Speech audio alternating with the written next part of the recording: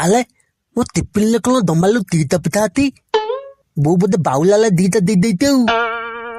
ନେ ଗଣ୍ଡୁ ମତେ ଦାନ୍ତ ବିନ୍ଧା ହଉଛି ମୋ ପରେ ଗୋଟେ ନେ ଖାଇଦେ ନେ ଆଉ ଦେ ଦେ